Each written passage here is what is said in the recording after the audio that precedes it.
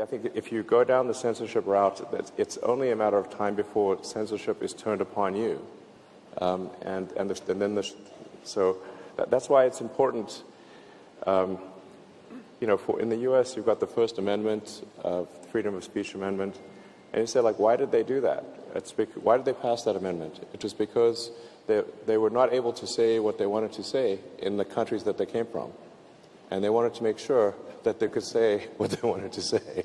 So I believe in freedom for the people to say things, and that even if somebody said that it's actually in some ways a sign of health if people are able to, if someone you don't like is able to say something you don't like, rather than try to suppress that, you say, like, you know what, that's a good sign, because that means I can say things and that person will not like what I say, but I can still say it.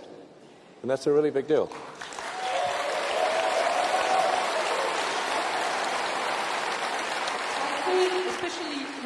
I mean, freedom of speech, that's something that's very, at the core of our values. But now, if we look at young people and being in the digital field, and we provide digital services that people use, there's also a move towards cyberbullying and harassment, which I think it's also our role to educate young people on how to use the technology and make sure that, because some behaviors, on Twitter or other social networks, can actually have devastating effects on people. Is Twitter doing something about it, or would you be willing to engage with other players? Actually, at Orange, we do a lot in that space. Sure. That's true.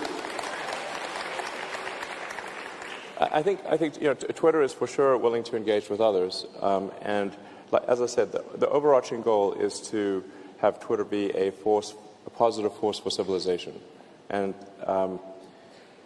if you're on the platform and you're being harassed or bullied or whatever, obviously that's a negative experience. What we're doing is we call it sort of freedom of speech, but not freedom of reach, which is that yes, you can say offensive things, but then your content is going to get downloaded. So if you're a jerk, your reach will drop. So, yeah, I think that's the right thing.